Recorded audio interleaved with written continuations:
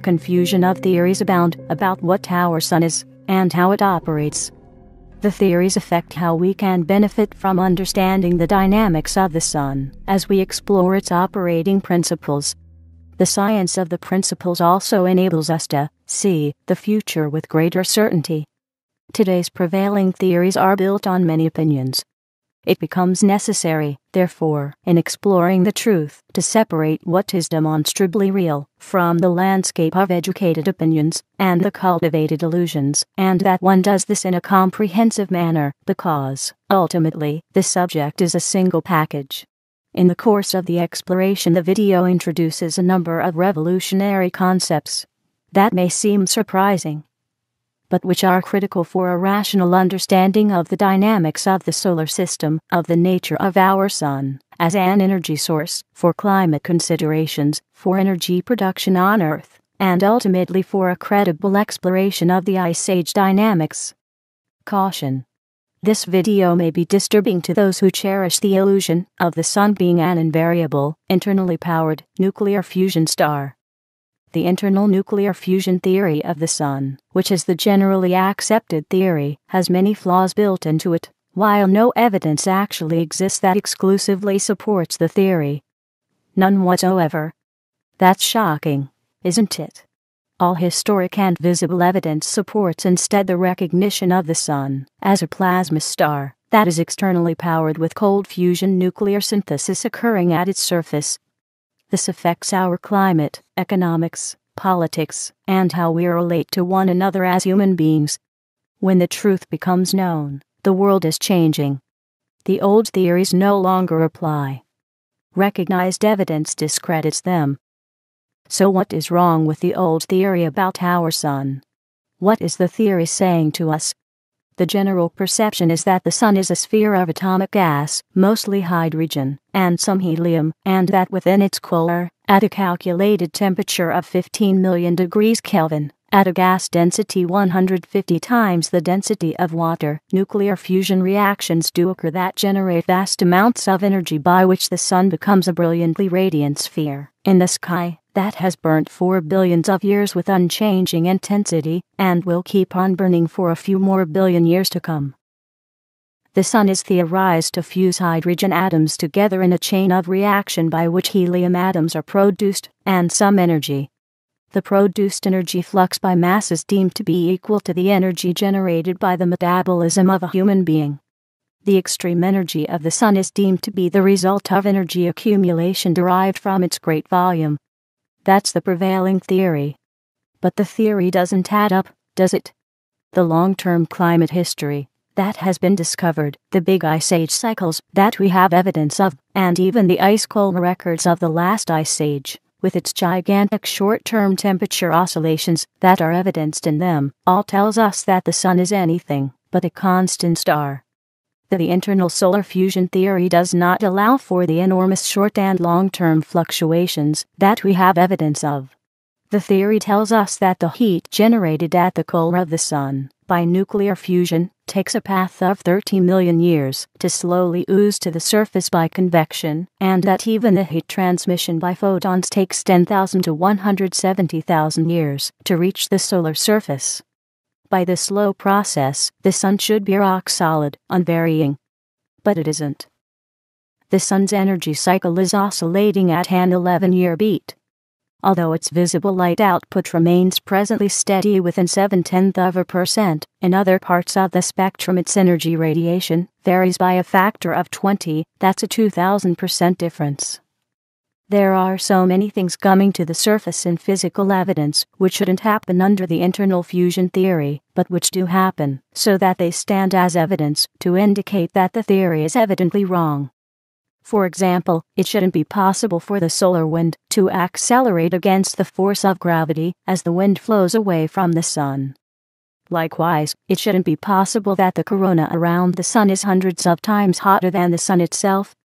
However, these impossibilities all happen. The theoretical impossibilities of self-evident facts create paradoxes. Neither should it be possible that when we look at sunspots on the sun and look through the umbra below the surface, that the sun is dark inside instead of being brilliantly radiant. However, as you can see yourself, below its shiny skin, the sun is dark. Is this a paradox? No, it isn't. What we see is precisely what the sun should be like, because nothing else is possible.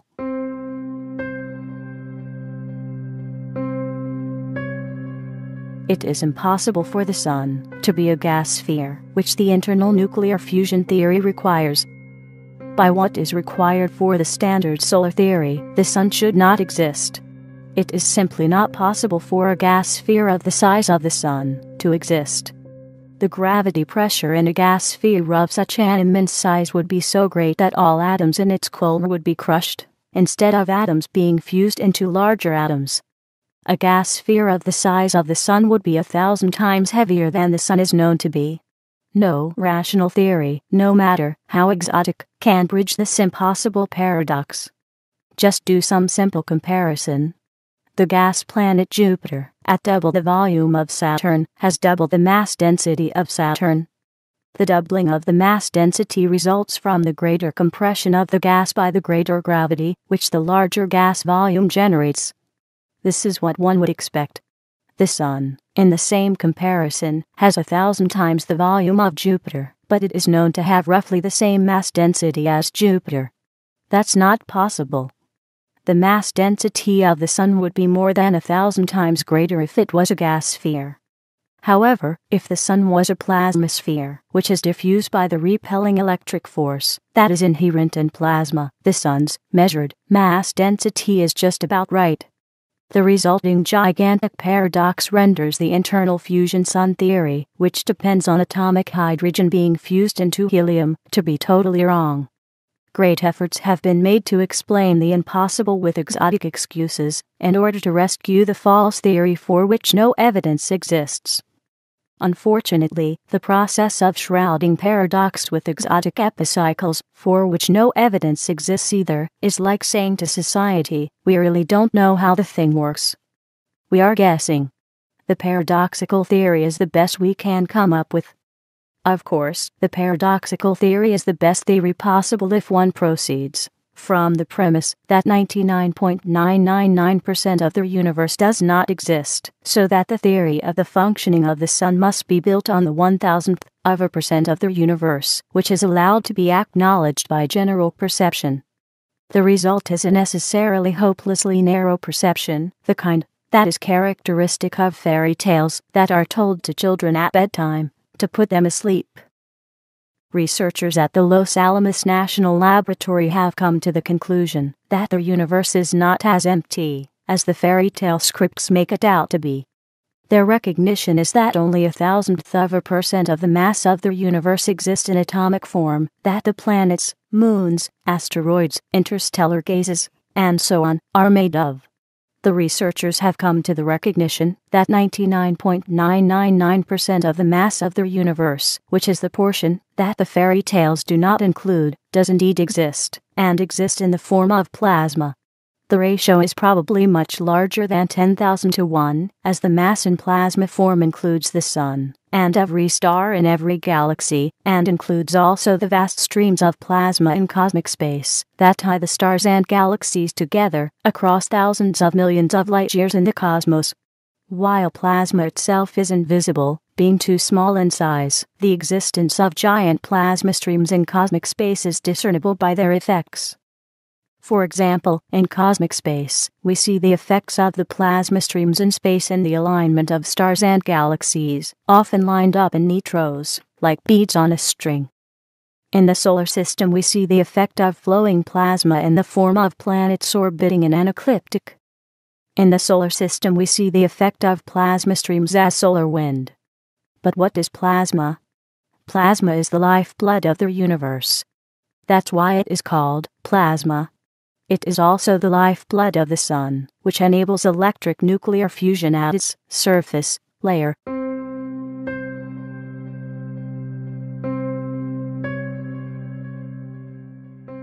The Sun is a plasma star, with electric nuclear fusion occurring on its surface, that operates at low temperature. No other types of solar energy are physically possible, nor would there be a need for other types, Since electric plasma fusion on the surface of the Sun is the most efficient type of nuclear fusion possible, which operates at such low temperature as the Sun's 5,505 degrees. The principle is so efficient that it enables cold fusion at a mere 5,505 degrees Celsius.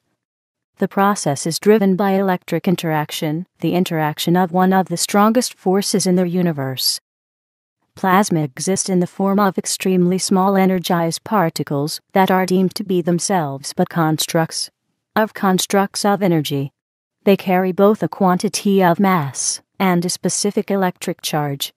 There are two main types of plasma particles recognized, a large type and a small type. The small type is named an electron. It carries a negative electric charge. The large type is named a proton. It is 1,000 times larger than the electron and has nearly 2,000 times more mass, and it carries a positive electric charge. As particles of mass, plasma particles gravitate towards one another by the effect of their mass, called gravity. The particles also affect one another by the electric force. Particles that are of complementary polarity, meaning opposite polarity, such as protons and electrons, attract one another by the electric force that is 39 orders of magnitude stronger than the force of gravity. Unlike by the effect of gravity, plasma particles do also repel one another by the electric force. This happens between particles of like polarity.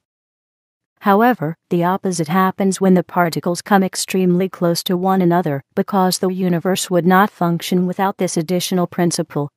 For example, when electrons become attracted to protons, they would ultimately latch onto one another so that nothing would move. After that, the electrons would simply remain stuck there. Nothing useful would result. But this doesn't happen. Nowhere in the universe can we find electrons latched onto protons.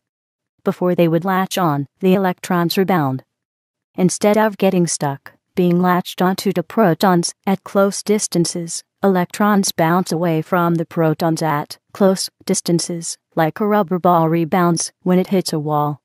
By this rebounding effect, even when they may not actually touch, electrons become drawn into an endless dance around the protons in plasma. They are attracted from afar and repelled at close distances, only to become attracted anew. The same principle may, on the large scale, cause a repulsive barrier to form against the electron dance past a specific plasma density, which keeps the electrons out of the dense plasma region, somewhat like oil floating on water. This means that the visible surface that we see isn't actually a surface in the standard sense, but is merely a density-determined zone where all the plasma interactions take place, including the fusion reactions that require a high electron density, in which the energetic processes that lead to fusion are easily motivated.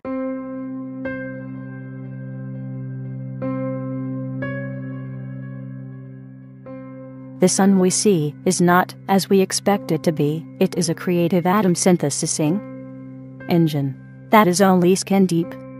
This means that when we look at the sun, what we see is in reality quite different than we imagine it to be. What we see is a thin active layer where electric interaction occurs, in which also nuclear fusion takes place with an inactive ball of plasma below the active layer. At the core of the plasma ball, some nuclear decay processes may occur that result when atomic structures drift down from the surface and become crushed by the dense plasma pressure, reverting back to the plasma state from which they were created on the surface. When the inflowing plasma streams become weak and become insufficient to maintain the required electron density for the electric interaction and the nuclear fusion to occur, the reactive layer will cease to function. It will simply cease to exist. A faint glow may remain, as some weak reactions may continue to occur. And at the deep center a bright zone may be found, caused by the fission reactions of nuclear decay. In its inactive state, our sun will likely become a white dwarf. Nuclear fusion happens on the surface of the sun, for as long as the sun remains in a healthy, electron-rich environment. When electrons become highly energized, the rapid movements of their dance around the proton has the effect that the electrons seem to be everywhere. When this happens, an atom is born, which would be a hydrogen atom, in the case of a single electron swarming a single proton. The atom that is formed by this highly energetic dance is typically 100,000 times larger than the proton at the center of the dance, and is 1,000,000 times larger than the swarming electron itself. That gives the atom its effective form.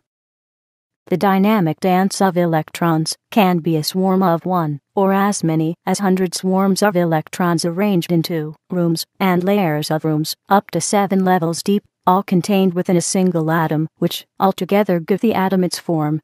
It may be the powerful dance of the electrons in the general plasma environment, which also accelerates the protons with them to the velocity needed for them to fuse, even to fuse into such large structures as the uranium nucleus, that required the fusion of 238 protons, some of which become converted into neutrons in the process of fusing. By the electric energetic interactions that produce such structures, some light energy and thermal energy is also being emitted in the process, as electrons are being attracted and repelled with great intensity. This means that the solar phenomenon, with all its features, depends absolutely on the horrendous dynamic dance of the electrons in the reaction cells on the surface of the Sun. Neutrons are created from a different type of close encounter effect than the rebounding of electrons. When two protons are forced towards each other with a greater force than their repelling electric force, at an extremely close distance the repelling force is reversed, and becomes an attractive force instead, which snaps the two protons together. The energy that overcomes the repulsion, of course, has to be absorbed. It becomes absorbed by one of the protons, that thereby loses its electric polarity. The joined proton becomes electrically neutral in the process. It becomes a neutron. By this change, the previous proton, now a neutron, remains latched onto a proton to form a larger unit. The neutron, essentially, acts like a glue between protons in a nucleus.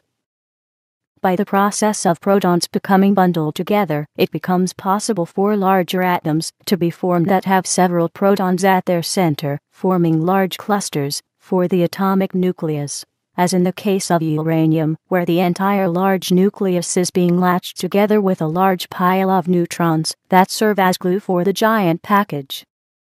In this manner, more than 100 different elementary atoms are being created on the solar surface.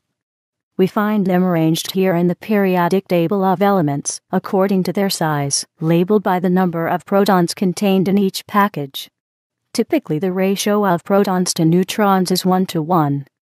In larger atoms, a greater ratio of neutrons is required to hold the big nuclei together. Evidently, more glue is needed there. However, in every case, the number of electrons in an atom matches the number of protons, whereby the electric fields inside an atom balance each other out. By this perfect equality, every resulting atom becomes electrically neutral. While it is possible for the swarming electrons of closely spaced atoms to share each other's space, which latch atoms together into molecules, and so on, the electric neutrality of the atomic structures remains always intact.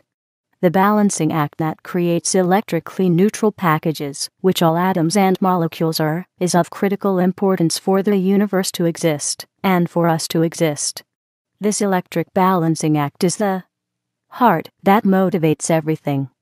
The electric balancing that creates electrically neutral atoms is one of the main factors why the cold fusion sun theory is possible, or for that matter, any atomic synthesizing fusion is possible. When an atom is formed that is electrically neutral, the repelling force that would keep the protons repelled from each other is suddenly neutralized. This means that far more protons, when joined to form atoms, can be packed into a given area, which otherwise would be able to hold only a minuscule portion of that mass, in the form of plasma, because in plasma the protons are repelling one another. In the unbound state, electric repulsion makes plasma extremely light and thinly diffused. In comparison, plasma bound into atoms is heavy, because the resulting package is smaller. Even the hydrogen atom is heavy in comparison with plasma, and of course, the helium atom is 4 times heavier still. The dense packaging of protons into atoms renders the internal solar nuclear fusion theory a fundamental impossibility. Because of the tight packing of atoms, a gas sphere the size of the Sun, filled with atoms of hydrogen and helium, would likely be 1,000 times heavier, if not more so, than the Sun actually is, if by some miracle such a heavy sphere is possible to exist. And if this mass density paradox was not enough, one also needs to consider that an even greater paradox exists as to where the hydrogen would have been produced that makes up a Sun, as required for the internal fusion theory. We have a paradox here, because the Sun is the only recognizable operating mechanism in the universe that causes the synthesis of atoms from plasma, including the hydrogen atom. Obviously, the Sun cannot produce itself. It cannot operate before it exists.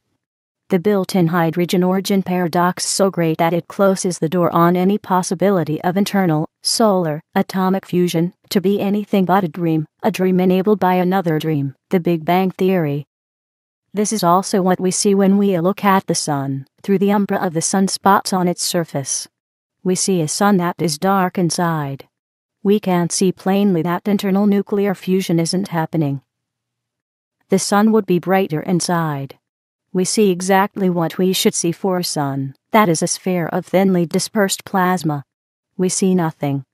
Plasma particles that are 100,000 times smaller than an atom are invisible. However, by looking at the Sun we can also see that the Sun is intensely energetic. If internal nuclear fusion is not possible, from where does the Sun derive its energy? The answer is simple. The Sun's energy is derived from plasma. Its energy is generated in the process of large-scale nuclear fusion happening on the surface of the Sun. The nuclear fusion process is such that it synthesizes all the atomic elements in the periodic table in roughly the ratio of the known cosmic abundance. Evidently, the synthesizing atomic fusion is the most natural thing in the universe and one of its most essential aspects. The free plasma gets consumed by the fusion process. The consumption creates a plasma sink that gets plasma moving. Plasma has no energy in itself, but becomes energetic when it is set in motion. And for plasma to move, we need a source and a sink it flows into. The cold fusion process is this sink. It is not enough for the Sun to have plasma to flow to it, to energize it. The flow process needs a sink to function. The fusing of protons into electrically neutral atoms creates such a sink.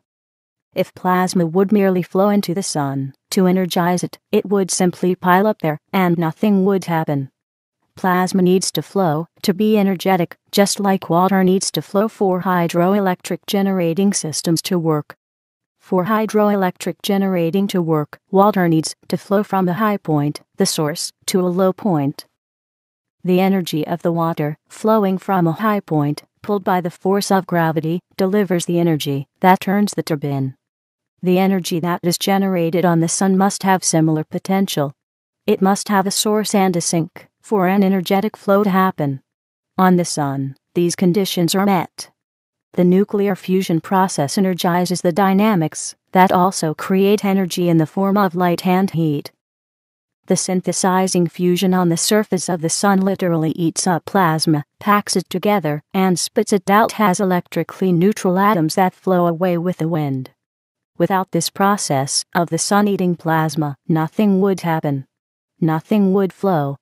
The process may be termed cold fusion, as the process is not initiated by intense thermal agitation in the range of millions of degrees, but by cold magnetic plasma acceleration and plasma pressure that produce a modest amount of thermal and light energy along the way, at a surface temperature of 5,505 degrees Celsius.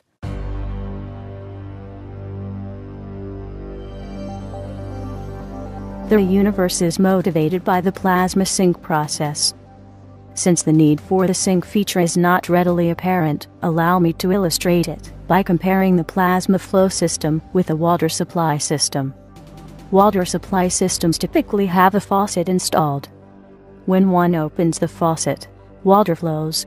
When this happens, the water in the system flows across the entire length of the supply system, all the way to the source, that may be a lake high in the mountains. In such a system, the open faucet becomes a type of sink that enables the water to flow. With the faucet open, water flows throughout the entire length of the pipeline system. With the faucet closed, nothing flows anywhere. Now, let's look at an extreme example.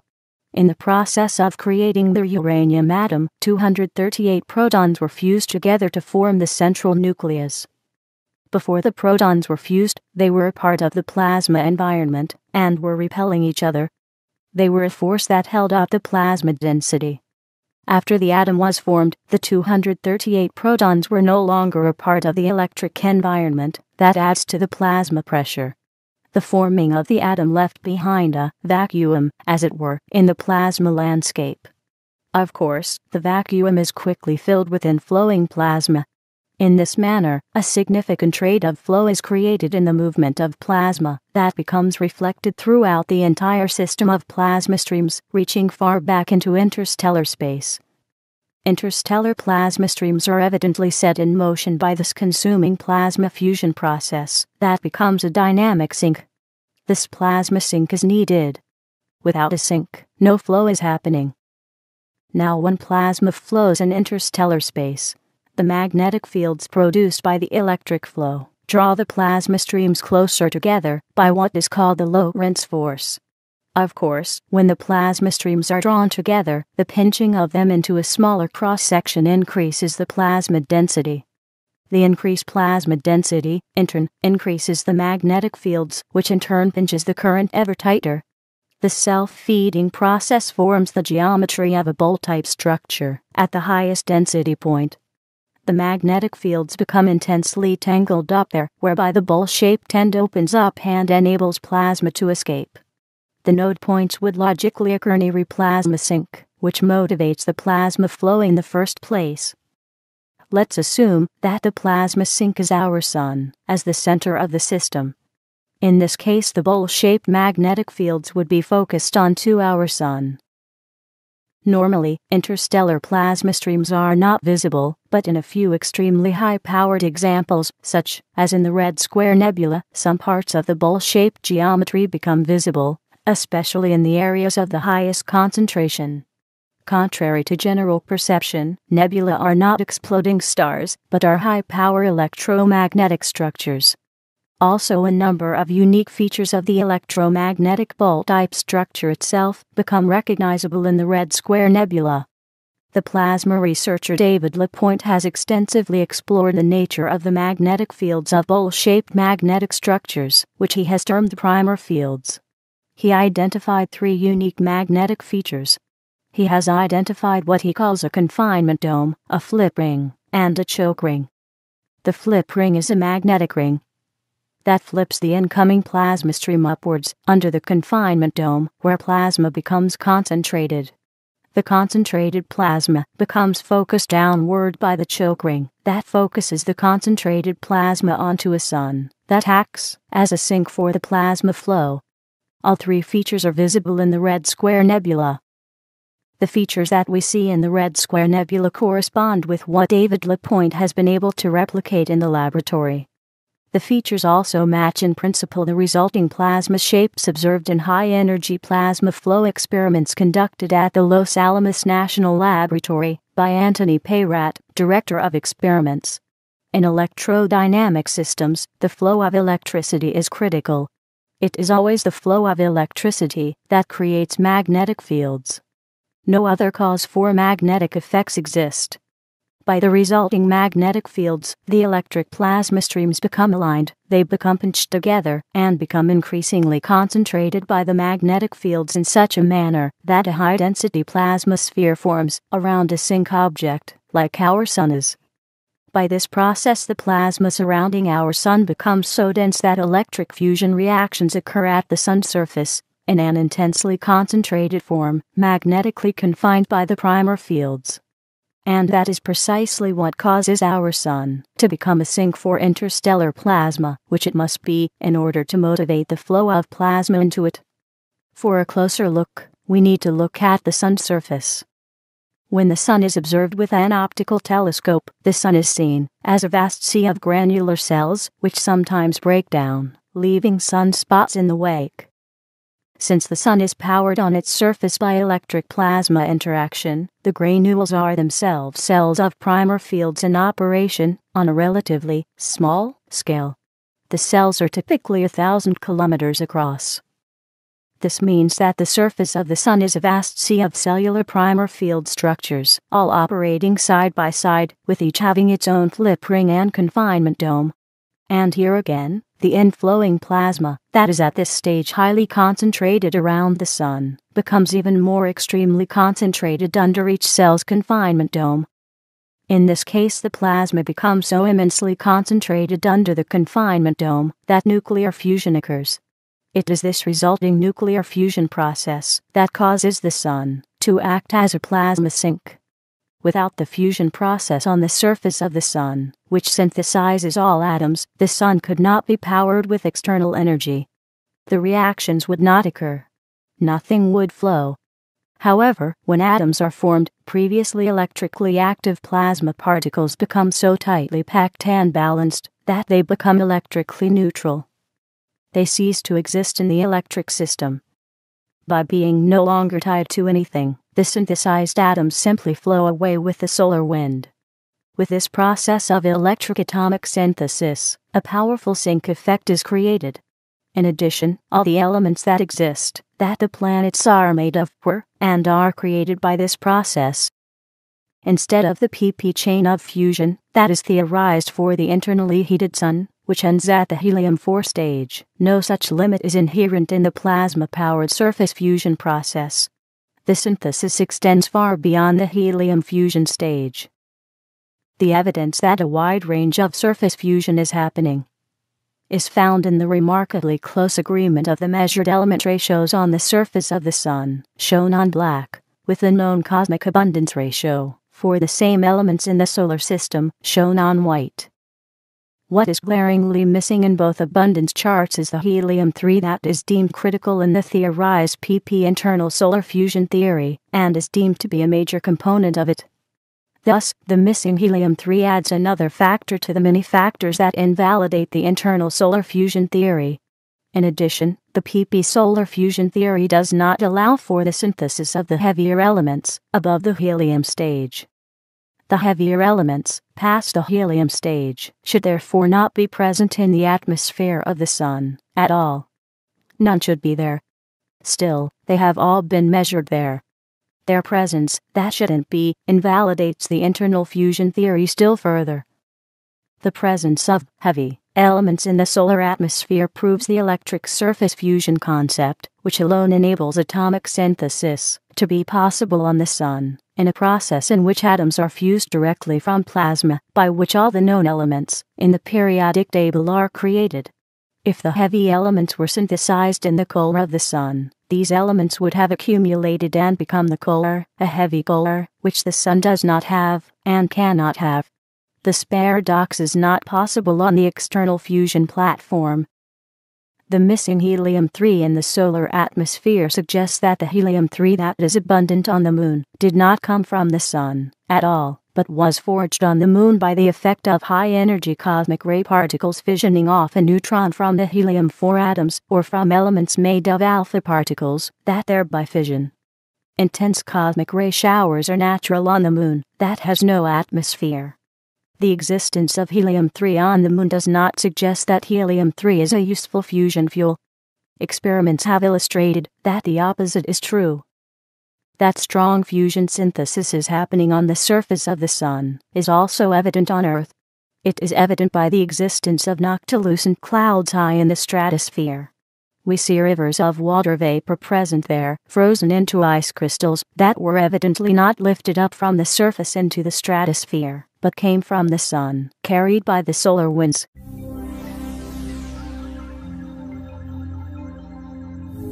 Cold fusion drives the universe. Electric fusion on the surface of the Sun is cold fusion. It is enabled by magnetic plasma compression and is maintained by the sink effect of the fusion itself. The heating of the photosphere is a subsequent phenomenon. It is comparatively minuscule, at 5,505 degrees Celsius.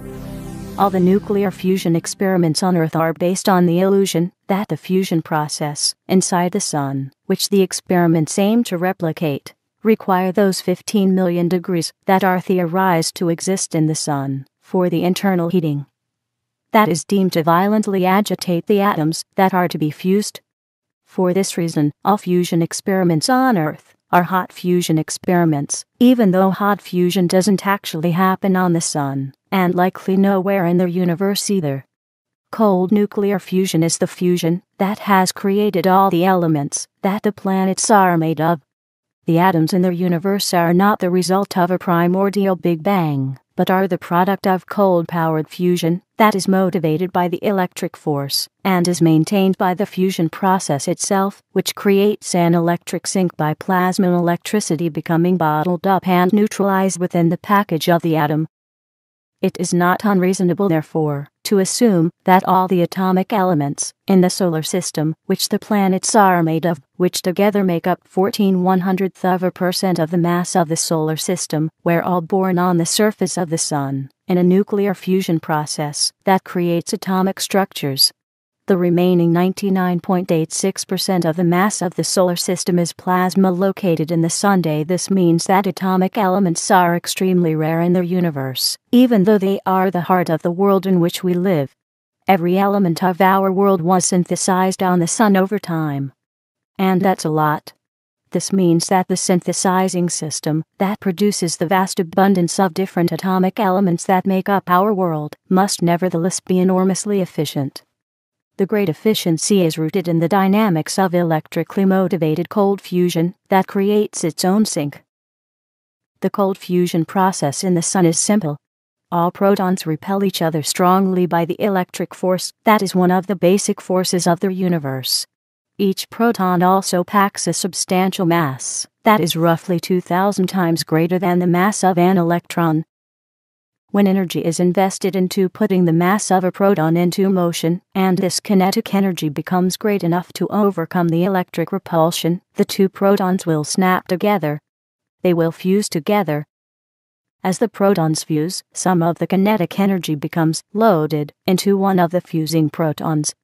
The proton becomes transformed thereby. It becomes transformed by the process into a neutron. The resulting neutron carries no electric charge. As the result of this fusion process, the electric field of one of the joining protons simply ceases to exist. The resulting field reduction has a dramatic effect on a plasma stream, where all the protons repel one another, as in the case shown here. The total field effect is cut in half. However, the overall repelling effect that affects the plasma density is much more dramatically reduced. The resulting shock of the vanishing field and repulsion effect creates a partial void in the plasma pressure, which the adjoining protons are propelled to fill. Thus, the fusion effect creates some highly energized movement in the plasma stream, which further aids the fusion process. The resulting voids accelerate the flow process, as if one had opened a water faucet more fully. This process is self-escalating. The more protons are joined, the more neutrons are created, and the greater the void in the repelling electric field becomes, which in turn accelerates the process. This means that the faucet is effectively opened more and more, the stronger the process flows. Nor does it end here. As more protons are being used up, by becoming neutrons that have no electric effect, the ratio between the remaining protons and the electrons in the plasma stream suddenly doubles, and in some cases triples. As the fused proton-neutron clusters are joined to one another themselves, forming ever larger clusters, the overall electron density surrounding the larger clusters is thereby increasing ever more, to the point that the electrons, too, become bound up by the now increasing field strength of the accumulating nuclei. When this happens, the result is even more dramatic. When the electric charge of the electrons balance the charge of the remaining protons, the entire electric scene becomes a void. All protons and electrons in the entire atomic construction lose their overall electric field potential, as if they had vanished from their universe. The void is so great that substantial plasma streams are drawn into it. In this manner, the electric nuclear fusion synthesis creates a bottomless pit that heats up electric fields in plasma. This bottomless pit sucks up plasma as atomic elements emerge. In comparison, the waterline carries the plasma streams. The faucet is the fusion process that the plasma flows into. Out of the faucet comes a stream of assembled atoms that are electrically neutral and dissipate into the landscape. In the process, the faucet gets exceedingly hot. The energy that drives it comes from the potential created by the plasma sink. The same principle applies here that drives a hydroelectric generating plant, powered by the pressure differential between the reservoir surface level and the discharge level. From hydroelectric plants, the generated energy is carried away by electric transmission lines. From the sun, the process heat is radiated as light and heat, enabling life to be.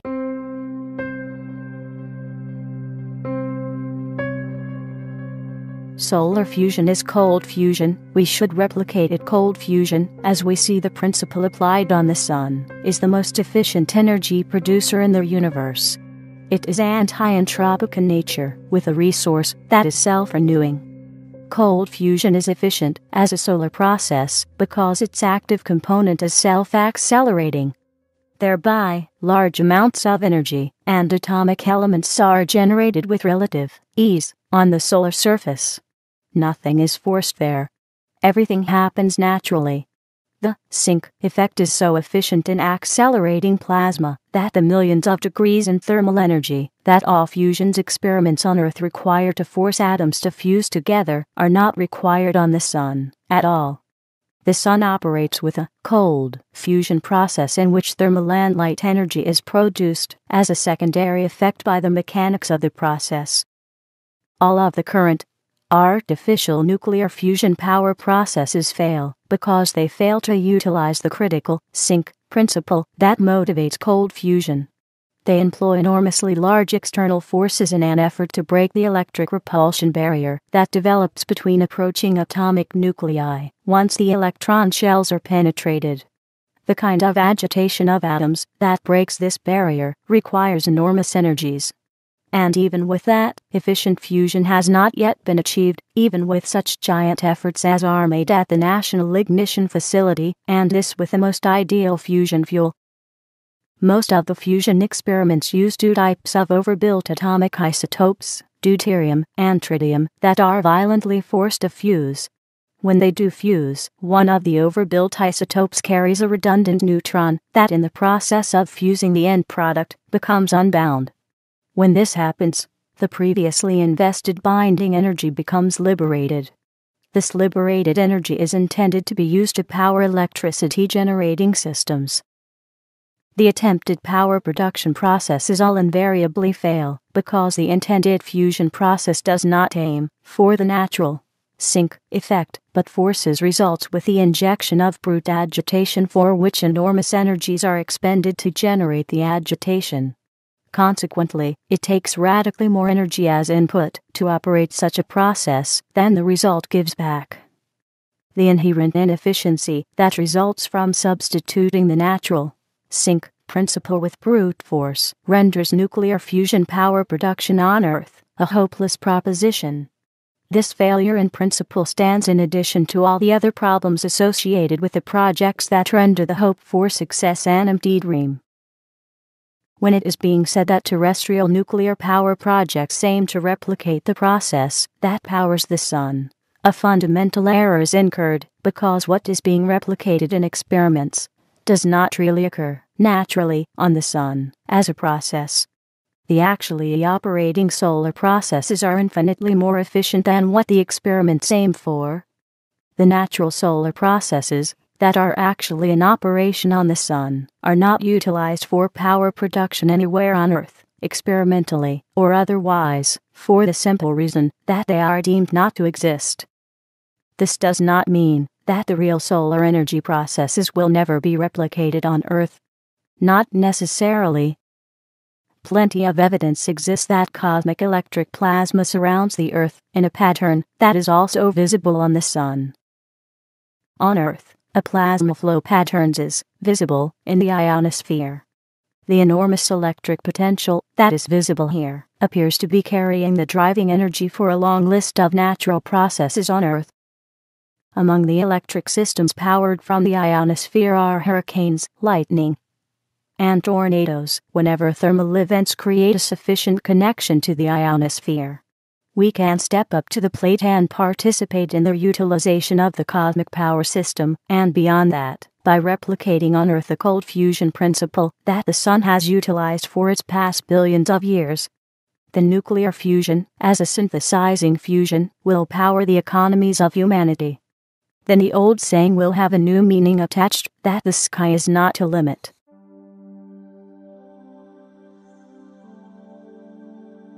The Alfvén wave oscillations are one of the paradoxes in solar physics based on the theory of the internally heated sun, but which are expected in electric solar physics. Resonant oscillations are a common phenomenon in all plasma electric systems. The Alfvén wave phenomenon is one of them. If a conducting fluid, like plasma, is perturbed within a constant magnetic field, motion of the fluid produces electric currents. The magnetic field created by the electric currents give rise to mechanical forces that affect the motion of the conducting fluid, such as plasma or liquid water. With a combined effect, an electromagnetic hydrodynamic wave is generated. With this discovery, the science of magneto-hydrodynamics was born that earned the Swedish electrical engineer Hannes Alfvén the Nobel Prize for Physics in 1970.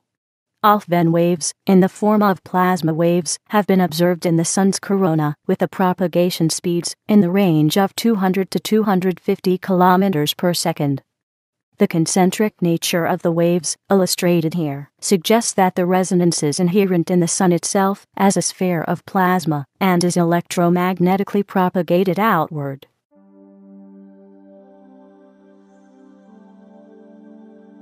The Alfvén wave phenomenon is sometimes believed, for the lack of a better idea, to be the cause of the high temperatures that occur in the Sun's corona, which can reach 2 to 3 million degrees. During a total solar eclipse, the corona surrounding the Sun can be seen by the naked eye, but in the standard internal fusion theory, it poses a huge problem. It should not be possible under this theory for plasma that is deemed to flow from the Sun to be up to 450 times hotter than the Sun itself. In the electric Sun, the seeming paradox does not exist, because the plasma in the corona does not originate with the Sun at all. Interstellar plasma streams are focused around the Sun by the primary primer fields. The concept has been verified by static plasma experiments by David Lapointe and by high-energy dynamic experiments by Anthony P. Reed at the Los Alamos National Laboratory. The superheated corona can be seen as the external layer of plasma focused onto the Sun by the primer fields. The extreme heating that is evident does not come from the Sun itself, but results from the dense concentration of the incoming energy that is confined magnetically, spatially, and kinetically. The process of concentration intensifies the thermal environment.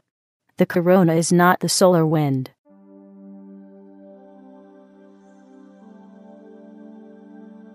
The solar wind tunnels through the corona in a process that accelerates it explosively.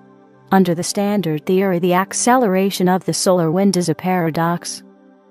It should not be possible for particles flowing away from the Sun, against the Sun's enormous force of gravity, to accelerate as they move away, much less to reach speeds up to 800 kilometers per second. Still, this impossible happens. In plasma solar physics, the phenomenon is not a paradox. It is expected. It would be surprising if it didn't happen. When plasma becomes highly concentrated under the magnetic confinement domes of the reaction cells on the surface of the Sun, and the plasma pressure under the dome exceeds the confinement field strength, some of the highly compressed plasma leaks through the confinement field and is suddenly free to expand.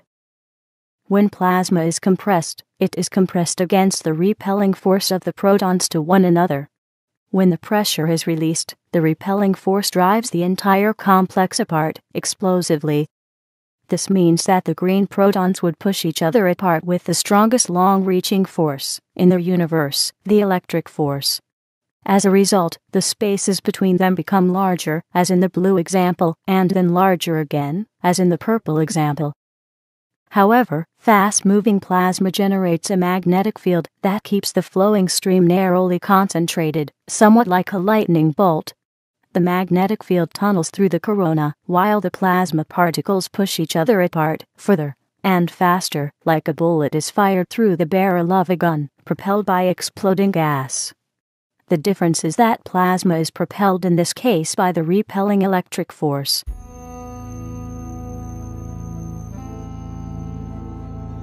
These dramatic aspects of evidence take us far away from the currently accepted theory of the internally heated, nuclear fusion-powered sun. We have also still larger items of evidence before us of the sun being externally powered. While the physical features of this evidence can no longer be seen, some related evidence exists that suggests strongly that some gigantic visible features of large-scale plasma flow phenomena did exist of the type that can only be experimentally replicated at the present time, in laboratory experiments. One aspect of evidence of large-scale plasma flow phenomena is found in the Giza pyramids. The most perplexing feature of the pyramids is the amazing accuracy of their alignment with the line of the Earth's meridian that no one can actually see.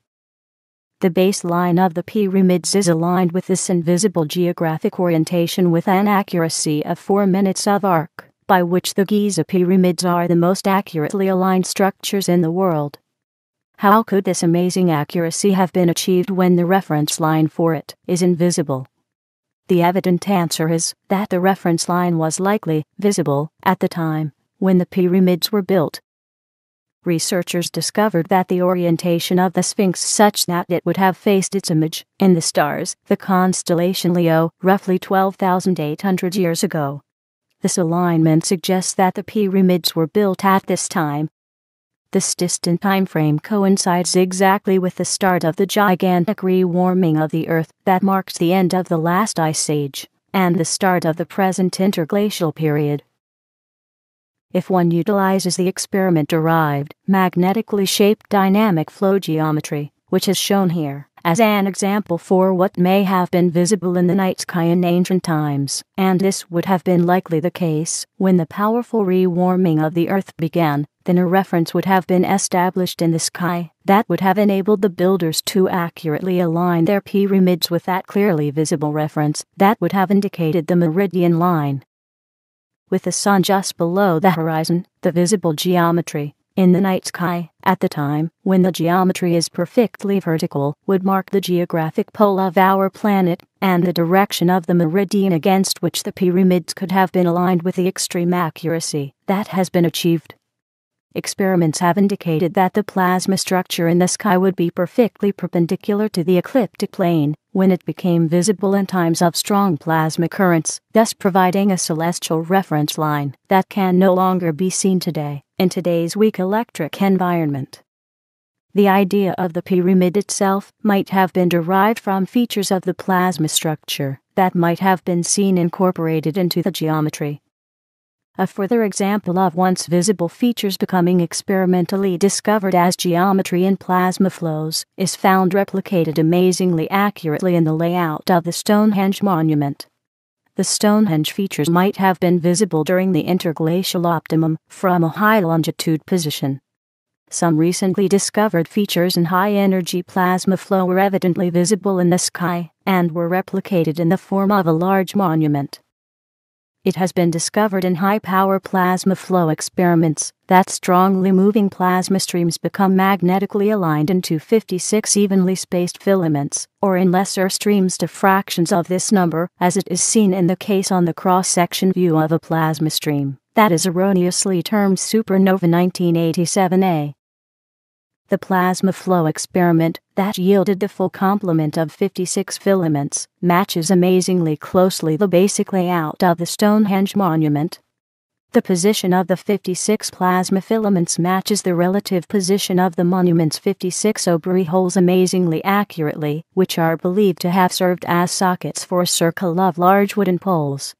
The close agreement of the construction of the monument with experiment-derived features of geometry suggests that these features were once seen in the night sky, possibly during the interglacial maximum, when the plasma flow through the solar system would have been strong.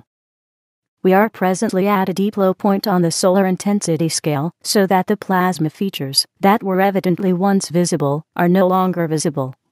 In fact, we are presently approaching the point that familiar features that are visible today, such as the solar winds, may, in the near future, no longer be seen.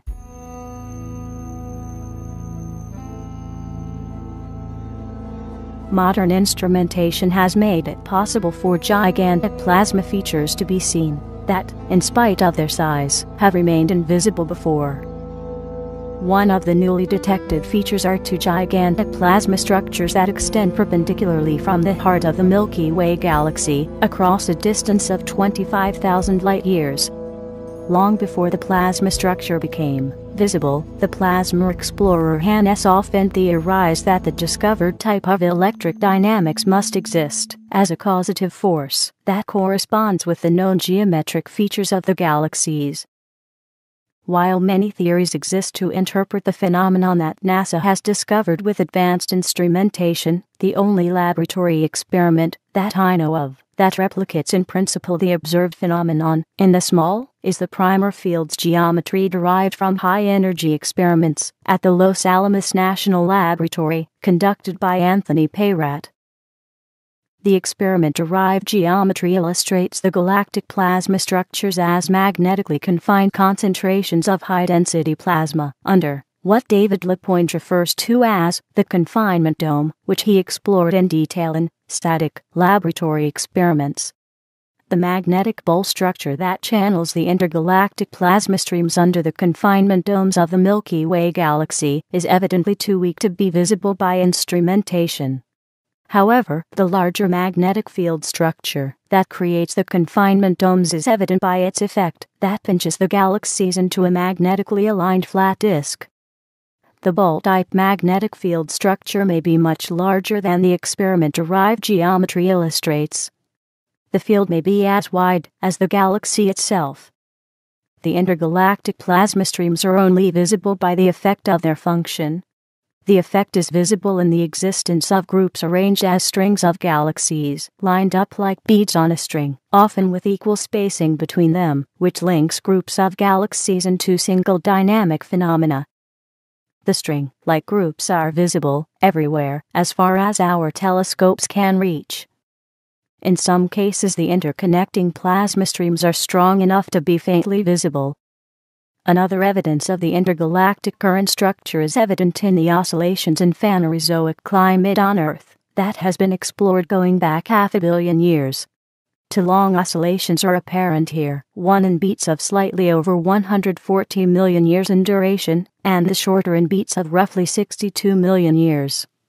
These two extremely long beats reflect the type of long resonance cycles that one would expect to occur in intergalactic plasma streams. All plasma flows have their built-in resonance. The inbound and outbound plasma resonances become combined in the galaxy, which result in the mutually overlaid cycles of the Phanerozoic climate oscillations. Some of the overlaid oscillations combine in a manner that give us the major historic ice age epochs. In plasma physics applied to cosmology, where plasma is typically not visible, as its particles are too small to be seen, one needs to see the cause of the dynamics gleaned from the effects. This applies to both the very large phenomena in intergalactic space and the very small phenomena in interplanetary space, and that of solar systems. The modern ice age cycles that have been upon us in the weaker galactic environment are evidently small, local phenomena of electric discharge resonances in interstellar plasma streams, which give us a few interglacial holidays in the otherwise deep glacial environment. By understanding the principles involved, it becomes possible to accurately forecast the future climate of our planet, not defined by events, but by the principles for the events, and to prepare the world in accord with it to assure the survival of humanity.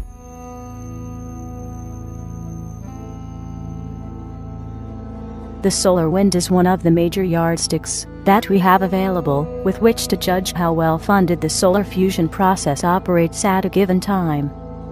This process that synthesizes atoms from plasma on the Sun provides the sink effect for the plasma flow. Atoms are the only structures in the universe that are electrically neutral. The solar synthesizing fusion, a form of cold fusion that binds plasma particles into electrically neutral structures, creates physical elements that no longer react as a part of the electric power system. The thereby bound plasma particles, which produce the atoms, essentially disappear from the electric landscape, as if they had vanished from their universe, which in a sense they have, while they physically remain to exist. So, what happens to these electrically neutral fusion products in real terms? Do they clog up the works? Do they flow away with the solar wind? These questions are questions of principle. Typically, the electrically neutral fusion products get blown along with the solar winds. But why do the solar winds blow, and what happens when they no longer blow? In earlier times, when the solar system was born, the atoms flowing in the solar wind were drawn together by gravity in a process of accretion that formed the planets in the first place, and also all the moons. The solar wind provides the distribution service that makes this happen.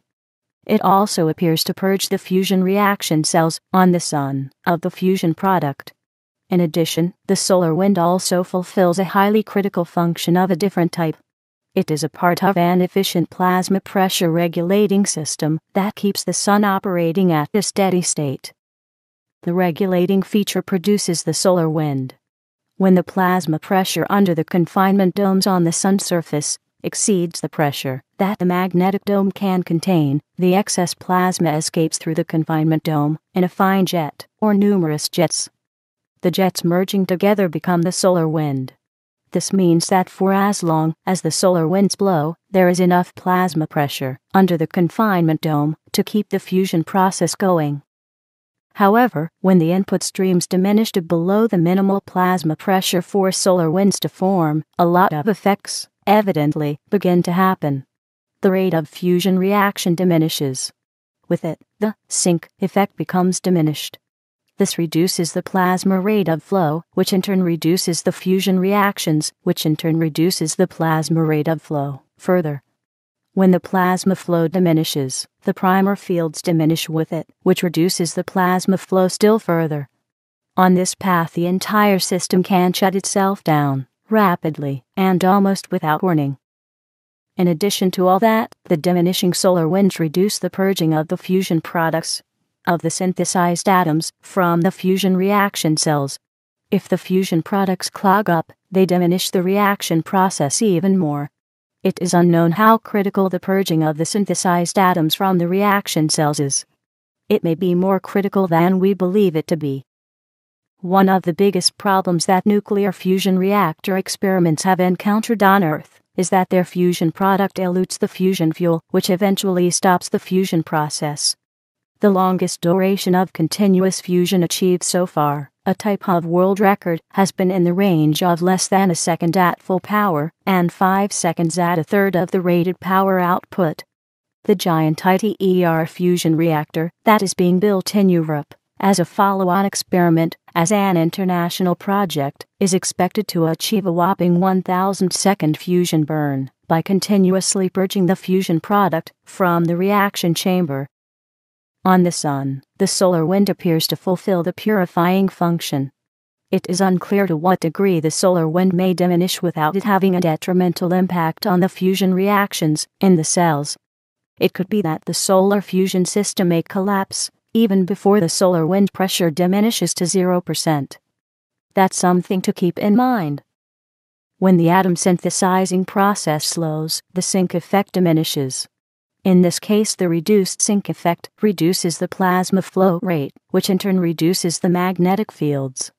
The entire system becomes affected thereby in a chain reaction negative feedback loop, whereby the entire deeply interlocked electromagnetic system may collapse and vanish as if it had never existed. The Sun becomes inactive when the primer fields collapse. It loses 70% of its energy. The Sun goes dim. We have plenty of evidence of such radical events occurring, preserved in the ice of Greenland from the last ice age. However, the solar wind also tells us something else. As a carrier of the atoms synthesized on the sun, the solar wind also tells us that if we should ever care to utilize the solar fusion sync process for energy production on Earth, we may be able to tune the fusion part of the process to synthesize any atomic element we care to create.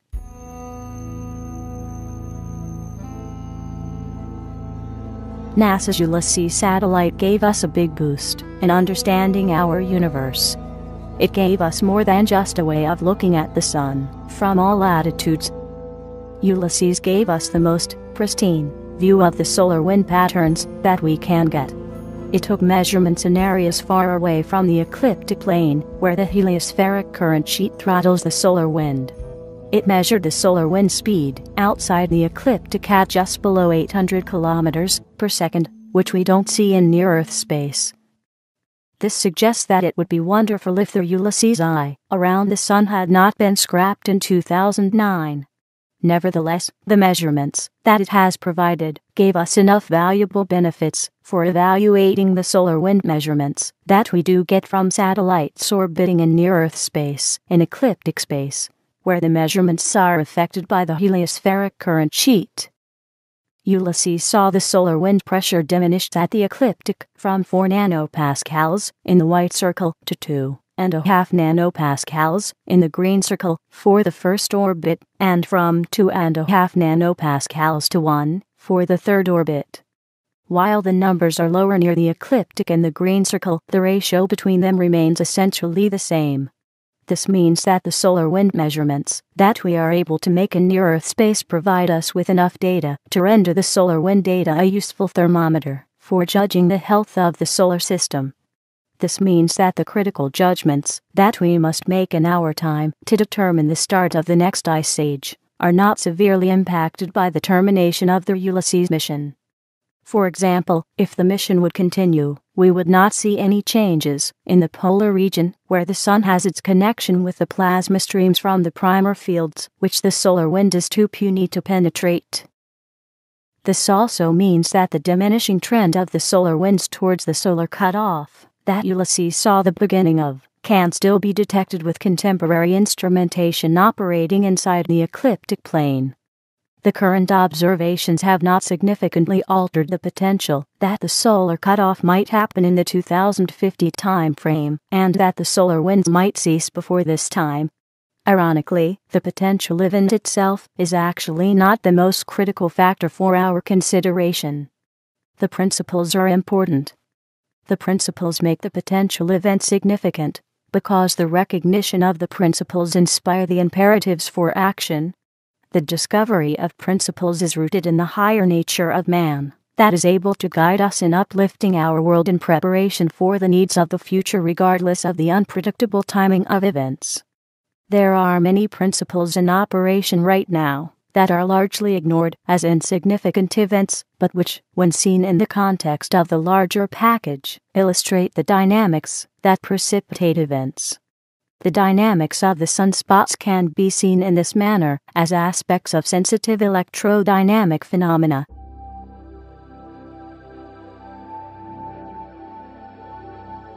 When sunspots speak to us, we can observe the sunspot principle in action every day, the principle that produces sunspots. Sunspots are voids on the solar surface. They result from localized disruptions of the dynamics of the primer fields that enable the reactive processes on the solar surface. The vast landscape of a multitude of small cellular field structures that covers the entire surface of the sun sometimes breaks down in localized regions, occasionally one cell at a time, but usually in groups, which leaves behind dark holes on the surface. The resulting dark areas where the breakdown occurs are termed sunspots. Sunspots frequently occur bunched together in groups across a region. The reason for this localized collapse of reaction cells across a region appears to be the buildup of back pressure in the region below the cells. The entire region around the sunspot group appears to be slightly brighter in the photograph, as one would expect to see for a region with more intense fusion activity. The difference in brightness is small, but it is visible. The resulting increased back pressure may be caused by the increased concentration of synthesized atoms that tend to insulate the electric field connection with the sun's interior, below the reaction cells. Thus, ironically, the occurrence of sunspots is an indication of high levels of fusion activity going on, both in general and specifically in the area of the slightly brighter sunspot region. That the back pressure limits the plasma current flow rate, and thereby reduces the strength of the magnetic fields that concentrate the plasma and cause the fusion reaction cells to function, is evident in the occurrence of regional sunspot groups, and the occurrence of single-cell failures in the regions of the large sunspots. When active magnetic primer fields diminish, the plasma back pressure blows out around them, or escapes through the resulting hole in the magnetic carpet when active cells collapse. The escaping plasma streams are seen as plasma loops, and in larger cases, as giant prominences. They become visible by the presence of atoms in their stream that has caused the back pressure. Pure plasma is invisible. It becomes visible only by its effects on the atomic elements that are 100,000 times larger than the plasma particles which pervade the atmosphere and are moved along with the plasma streams. In most cases, the escaping back pressure does not collapse the cells completely, but escapes around them. In such cases, the escaping plasma forms thin streams that loop back onto the sun, guided by the magnetic fields that their flow is generating, which are interacting with the much weaker background magnetic fields in a particular region of the sun's surface. Active cells collapse rarely, so that sunspots result only under extreme conditions. Giant eruptions, such as the prominence shown here, are extremely rare. They typically occur when the plasma pressure inside the sun, as plasma is being pumped into it by the primer fields, exceeds the external plasma pressure. The occurrences of prominences, or solar flares, typically follow the trend of the solar cycles. The reduced solar flare index, shown in green, which was the most dramatically affected of all the indexes when the electric environment began to weaken, may well be the best thermometer for measuring the electric health of the solar system. Plasma is a near-perfect electric conductor. As a plasmasphere, the sun soaks up plasma somewhat like a sponge that stores up whatever plasma streams flow into it through the reaction cells past the nuclear fusion processes. The injection of plasma is a dynamic and widely distributed process. However, the injection of plasma increases the plasma pressure inside the sun, below the electron concentration layer and the surface reactions. The pressure building up needs to be constantly vented via small or large solar mass ejection events, or solar flares, as they are also called. The dynamics are poorly understood, even though these ejection events are often feared on Earth, as they disrupt radio communications, electricity transmission systems, and cause earthquakes. In real terms, however, solar flares, like sunspots, only more so, are a sign of good health for the sun and for its operating dynamics. When the solar flares dramatically diminish or no longer occur, then we have cause to be concerned. And they are diminishing, as we see it in solar cycle 23, in the flare index, for the first time since the index was developed. The sunspots numbers are somewhat less dramatically affected by the diminishing energy environment in the solar system. Still, they are useful as a strong indicator of unfolding trends. Nevertheless, from a science standpoint, the sunspots are extremely valuable. They are valuable in that they provide a portal through which we can see deep into the interior of the sun, which, as I said in the beginning, is substantially darker below the active surface layer. This means that the reaction process on the surface of the sun is only skin deep. The dark interior reveals itself as essentially a sphere of plasma that furnishes merely the supportive electric environment for the surface reactions to happen. The sunspots also provide us a portal to the remaining intensity of the sun, when the reaction cells collapse globally as the external primer fields collapse that focus plasma onto the sun. The recognition of the sun as a plasma sphere is critical for our determining its residual powering during its inactive state. The gravitational force that the giant mass of the Sun generates, even with its small mass density, is so great that atomic structures, regardless of their form, become crushed by the giant gravitational force.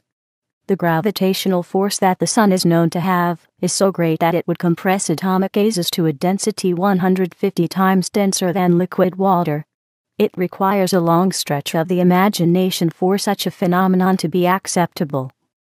In order for the impossible to be deemed plausible, exotic principles are imagined to exist, based on the assumption, under the doctrine, that the Sun is a gas sphere that burns hydrogen into helium in exotic nuclear reactions inside its core.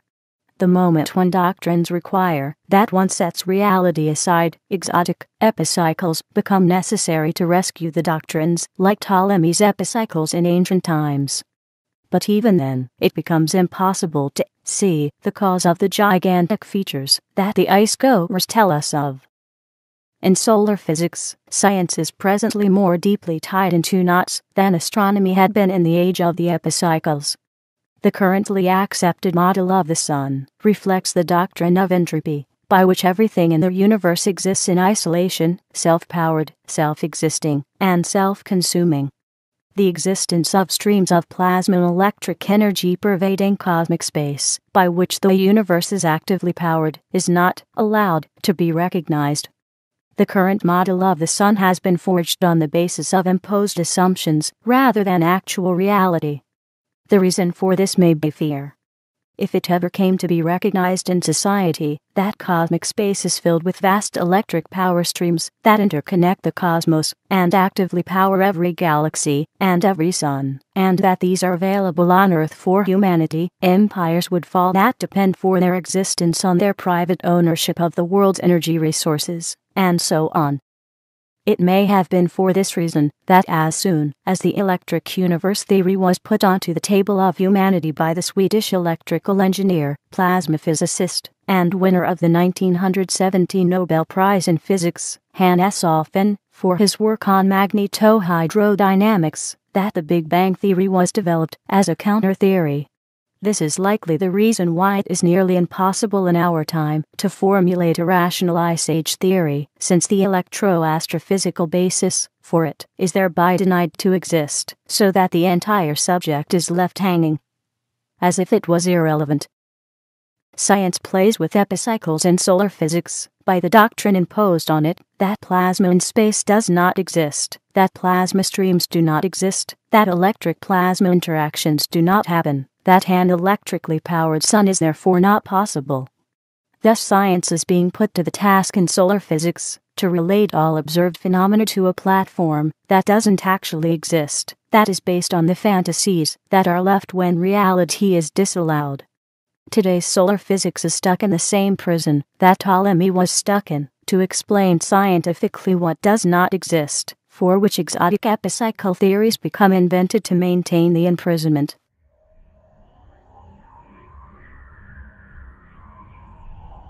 How do we get out of the paradoxical trap?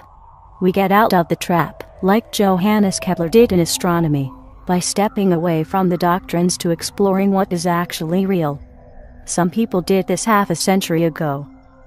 They designed a mission in the early days of the American space program that would launch a spacecraft into a wide polar orbit around the Sun to measure the Sun's electric characteristics, such as its solar wind speed, pressure, temperature, density, and so on, outside the ecliptic plane, where electric measurements are distorted by the heliospheric current sheet that flows there. The mission was named Ulysses.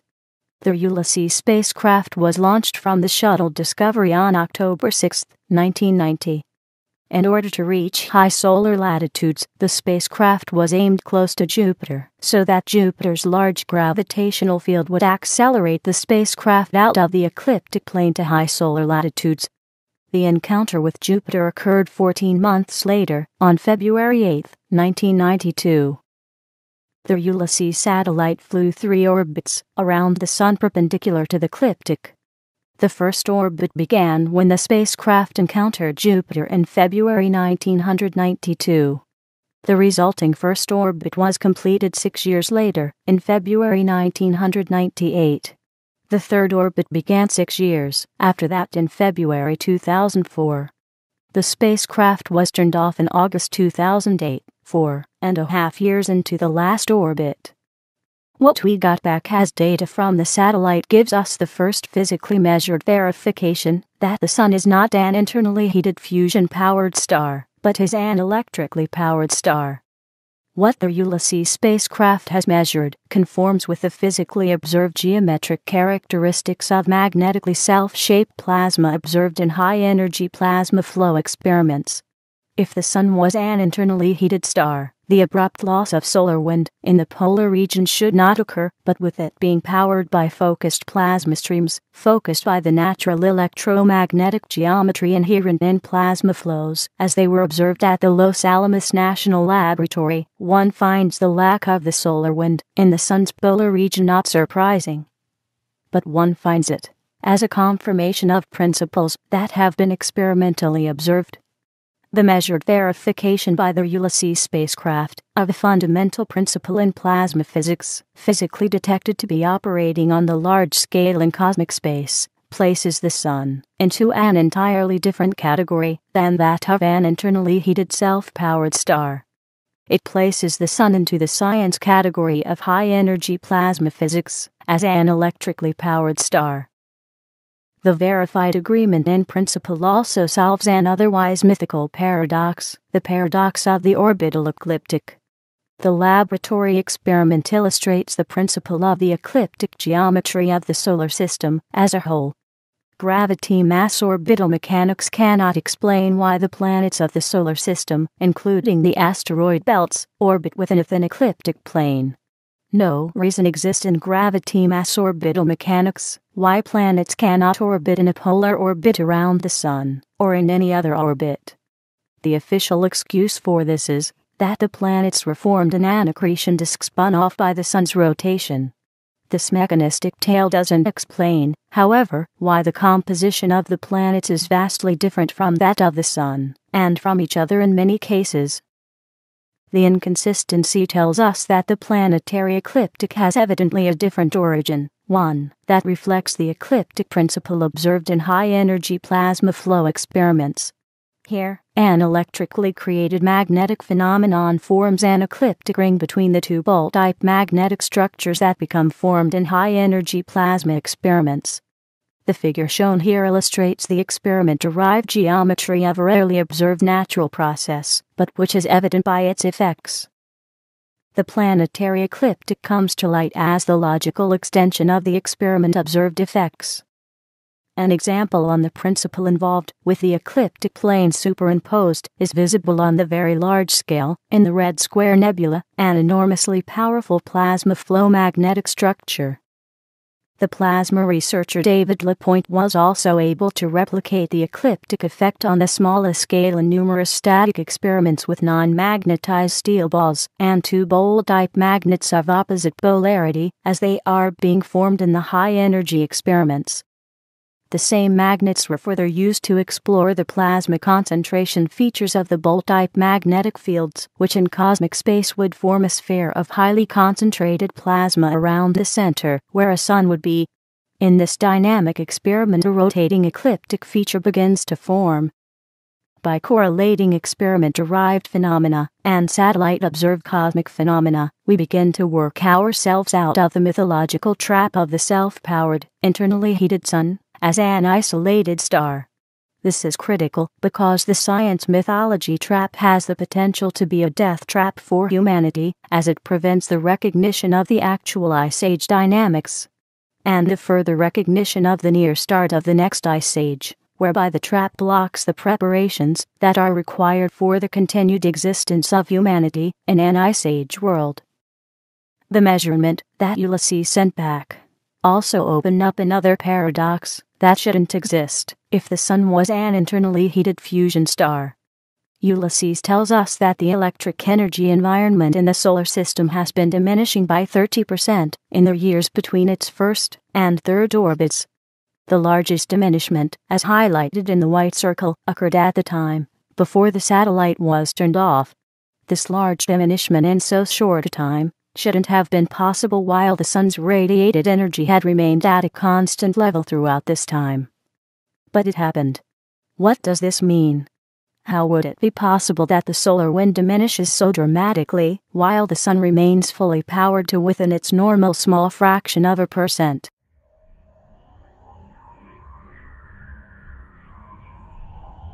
Solving the impossible paradox before us. The solar winds are diminishing while the sun remains constant. By looking deeper into the past, one can notice that the systemic weakening that Ulysses had measured is actually not a new phenomenon. A general weakening had began already more than 3,000 years ago, with ups and downs along the way, according to what we can glean from ice core samples drilled from the Greenland ice sheet. The Ulysses satellite tells us, however, that the weakening has dramatically increased in modern time. The measured 30% reduction of the solar wind pressure over a span of 10 years is huge. The entire heliosphere that surrounds the solar system at a distance equal to 100 times the distance of the Earth to the Sun is getting measurably weaker as the result of the diminished solar wind. Because the heliosphere that forms around the Sun, at a great distance, where the solar wind is coming to a halt, creates a shell of plasma at the wind's termination zone that shields the solar system against galactic cosmic radiation, we should see an increase of galactic cosmic radiation getting through, as the result of the shielding getting weaker. The heliosphere attenuates the incoming galactic cosmic ray flux. When the heliosphere gets weaker, more of the galactic radiation flux gets through. NASA's Ulysses satellite has measured, correspondingly, a 20% increase in galactic radiation. This is precisely what one would expect as the result of the weakening of the solar winds. Thus, with two measured items of evidence supporting one another, the measurements tell us that the electrodynamic weakening of the solar system is real, and is fast progressing. But why isn't this electric weakening reflected in a weaker sun, when the sun is electrically powered? Does the paradox disprove the electric sun theory? No, it doesn't disprove it. It proves it. It adds one more item of proof. The proof lies in what the solar wind represents. In electro-astrophysics, the solar wind comes to light as a feature of a regulating system that maintains the operation of the sun at a tightly controlled level of intensity. The solar wind phenomenon may be seen in terms of a tea kettle. The kettle is placed on a stove. The heat is on high. The kettle is venting off steam as it boils. It is elementary in chemistry that it is not possible to heat the water in the kettle to a temperature hotter than the boiling point. If one turns up the flame, the water in the kettle doesn't get hotter. The extra energy is devoted to producing more steam. In the electrodynamics of the cosmic system that powers our sun, the solar wind can be likened to steam being boiled off from a kettle. The solar wind is the excess plasma that the regulating system lets go. The regulating feature keeps the sun at a steady temperature. This means that when the input plasma density around the sun diminishes, only the solar winds diminish, while the sun itself remains constant in its operation. This means that the solar wind pressure can be used as a measure of the effective power density in the supply line that is feeding into the sun at its reactive surface. In this comparison, the solar wind is the steam that flows from the kettle. If one turns the flame up, the kettle boils faster, and a stronger stream of steam comes out of it. If one turns the flame down, a weaker stream of steam results. By turning the flame down still further, one gets to the point when no steam at all is being produced. Should one reduce the flame even more, the water would get colder in the kettle. Below the boiling point, the temperature of the water diminishes with the energy input. This comparison is significant. Ulysses has measured 30% less steam coming from the sun over the span of 10 years. Now, 5 years further down this path, that solar wind pressure is likely reduced by 45% from what it had been in 1992 when the measurement started. 15 years from now, in the 2030 time frame, the steam flow will likely have diminished by a total of 90%. This means that we will have only 10% left then. And still, even at this highly diminished stage, we won't likely see the slightest change in the sun's energy radiation intensity. Only when the input energy drops below the point where solar winds are no longer ejected will the sun itself begin to diminish. This fading would happen progressively from the 2030 timeframe onward. The sun would still function at this point, but with a diminished intensity. When we get to this point, the weakening of the input streams would of course continue. This means that we might not have much time left at this point to the sun becoming inactive completely.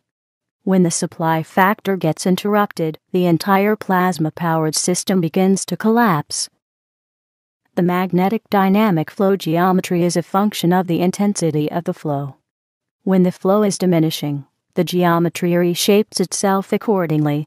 When the reshaping affects the dynamic functioning of the system, a threshold point will be reached when the entire interlock structure can no longer be maintained and vanishes, as if it had never existed. When this happens to the supply system of the sun, which powers its reactive system, the sun will go inactive. It will become a dim star that glows by its residual energy and some nuclear decay within it. The energy output of the inactive sun would likely reflect what we presently are able to measure in the umbra of the sunspots. This tells us that the residual energy level of the sun would be roughly 30% of its active level that we presently enjoy. At the inactive energy level, agriculture would still remain possible in the equatorial region. This means that most of the world's agriculture will have to be relocated to there. Since little land exists in the tropics, agriculture will have to be put afloat across the equatorial sea on infrastructures that do not yet exist. 2 sea bridges will have to be built, roughly 500 kilometers wide, along the equator, between the continents, as a new place for the agriculture that can no longer be maintained in the regions that become uninhabitable by the cold. These infrastructures will have to be built to maintain the existence of humanity. The building is not optional. The materials exist for the building. And likewise the technologies and the energy resources. But will humanity do what is necessary, and do it in time? This becomes a spiritual question. The principles that have been discovered tell us that the potential exists for the electromagnetic fields to collapse that prime the sun, with its highly concentrated sphere of plasma that surrounds it. The observed rate of diminishment, measured by the Ulysses satellite, projected forward in time in a linear manner, suggests that the sun may go inactive in the 2050 time frame. With a source for that being located in the diminishing plasma streams in interstellar space, far outside the solar system itself, the human capability is far too limited to master the large cosmic events in interstellar space. But we do have the capability to master ourselves and best arouse ourselves to upgrade ourselves towards the requirements of the future, which we are able to forecast by the dynamics of the causative principles instead of events. We are perfectly able to know with great certainty that we will kill our children, and ourselves likewise, if the infrastructures will not be created to place most of the world's agriculture into the tropics before the next ice age begins, which may happen in 30 years' time.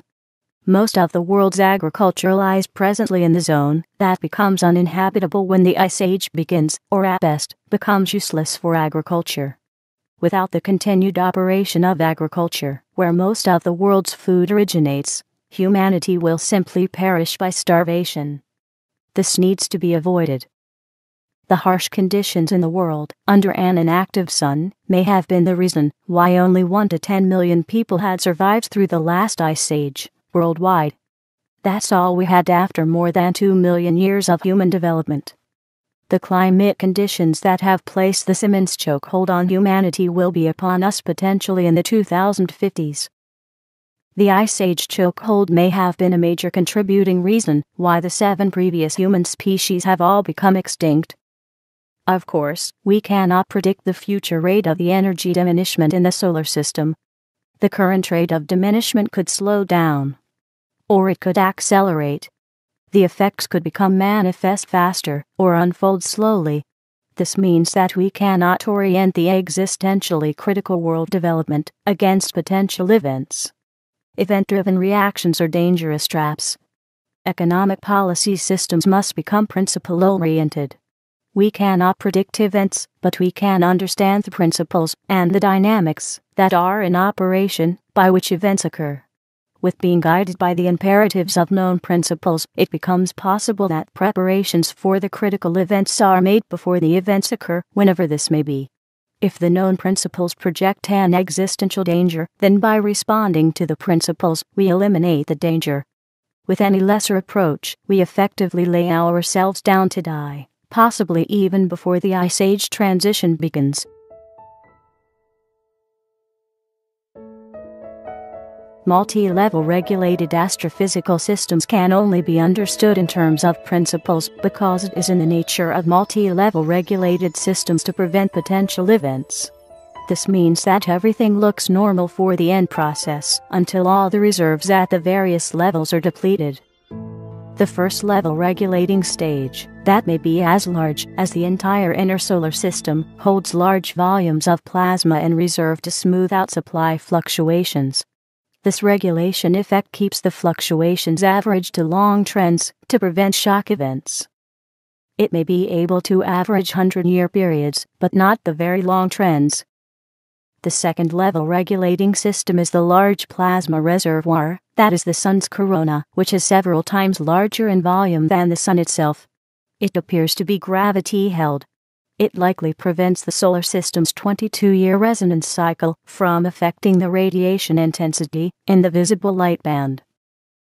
The 22-year resonance cycle, divided into two 11-year solar activity cycles, has been explained by David LaPointe as a cyclical change of magnetic dominance between the upper and lower primer fields that determines the effective alternating magnetic polarity of the Sun at the center between the two fields.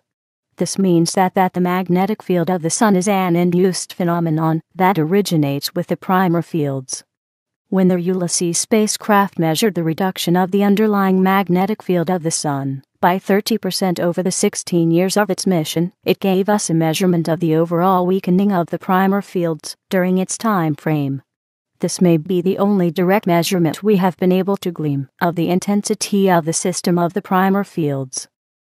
The third regulating system maintains the plasma pressure in the magnetic confinement dome of the reaction cells where the fusion reactions take place and the solar wind originates. The solar wind can therefore be seen as the final thermometer of the health of the system. When the wind diminishes to zero, big events will likely follow. The Little Ice Age in the 15th to 18th century was likely such an event. The next big event on the diminishing slope may be the terminal event that ushers in the Big Ice Age as the system stops functioning and the Sun goes inactive. If the principle becomes understood, preparations will be made for it. When the principle is understood, most of the world's agriculture will be relocated into the tropics along the equator onto networks of floating modules 1,000 kilometers wide, spanning the seas between the continents, connected with floating bridges, service from floating industries, and floating cities with free housing. As an investment by society into itself. Then, when the event happens, as it will by its own timing, it becomes a non-event.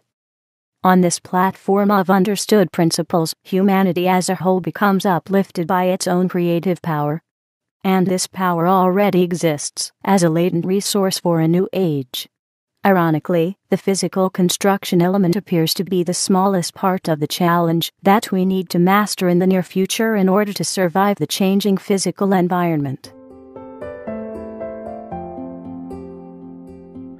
The larger part of the challenge is spiritual in nature. Here the question comes to the surface: will we do what needs to be done?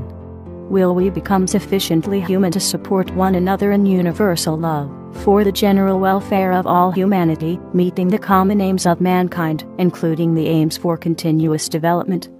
Or will we remain stuck in the current smallness of thinking and encumbered relationships, universal isolation, and privatization into poverty, and worse, especially at the grassroots level where the living of humanity unfolds? I have created a series of 12 novels, The Lodging, For the rose, to explore the challenges involved towards a wider sense of loving, reflecting the historic principle of universal love as a counterpole against the long ages of inhibiting conventions for an escape to greater freedom and creative power with the dynamics of the human heart and soul. We need this exploration in order to develop the dynamics in loving universally which an advancing world requires. And this is not a small thing. It soon became apparent that this project couldn't be done with a single novel. Consequently, the story was continued and expanded into a long series. I had thought at the time that the principle could be explored sufficiently with the addition of one more volume. Instead, enabling a closure, the additional volume opened numerous doors for moving forward. As the challenge widened, new principles brought greater freedoms, but also larger challenges with them, which no one had dared to tackle before, much less to win. The very notion of winning suddenly came to light as a complex of concepts that has countless dimensions, many remaining unclear, with the future still shrouded. And so, the kaleidoscope keeps turning. This time in Russia.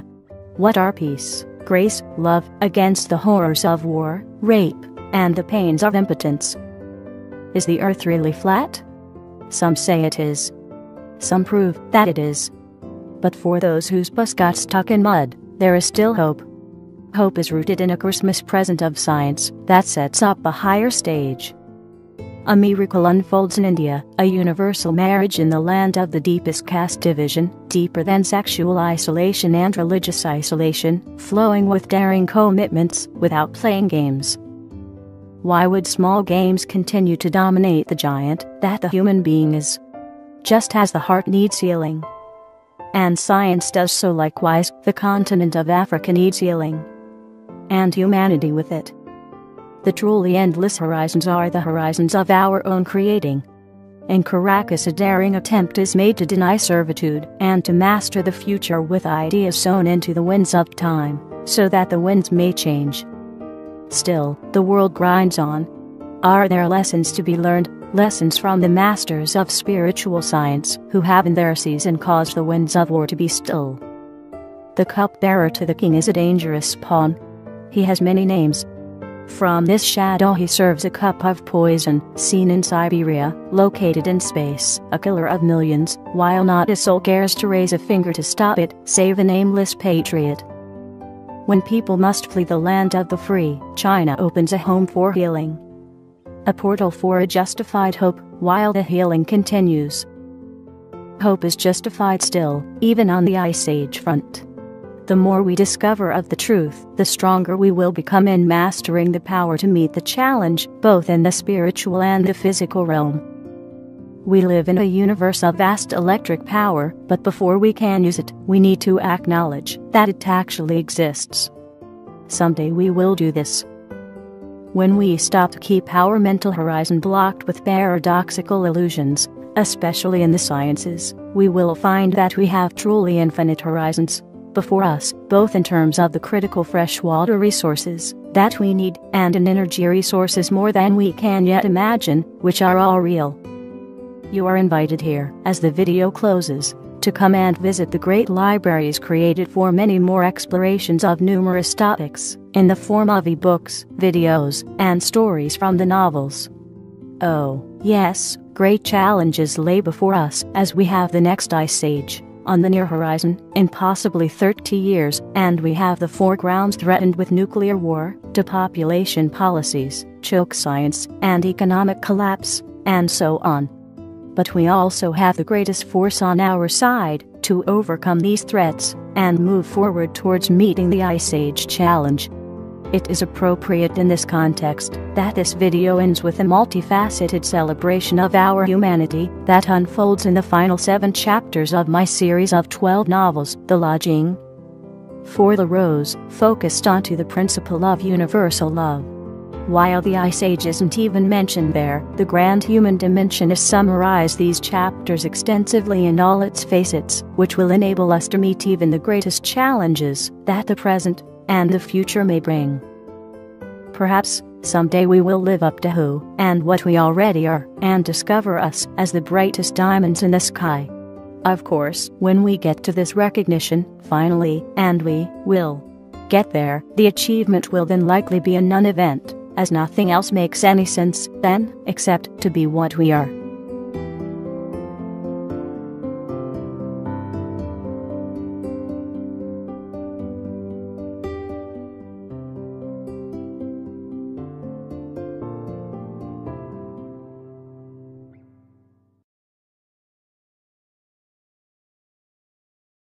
As the fairy tale scripts make it out to be.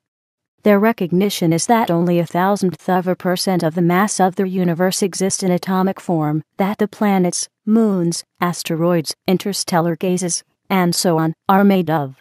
The researchers have come to the recognition that 99.999% of the mass of the universe, which is the portion that the fairy tales do not include, does indeed exist, and exist in the form of plasma. The ratio is probably much larger than 10,000 to 1, as the mass in plasma form includes the Sun, and every star in every galaxy, and includes also the vast streams of plasma in cosmic space that tie the stars and galaxies together across thousands of millions of light years in the cosmos. While plasma itself is invisible, being too small in size, the existence of giant plasma streams in cosmic space is discernible by their effects. For example, in cosmic space, we see the effects of the plasma streams in space in the alignment of stars and galaxies, often lined up in neat rows, like beads on a string. In the solar system, we see the effect of flowing plasma in the form of planets orbiting in an ecliptic. In the solar system, we see the effect of plasma streams as solar wind. But what is plasma? Plasma is the lifeblood of the universe. That's why it is called plasma. It is also the lifeblood of the Sun, which enables electric nuclear fusion at its surface layer.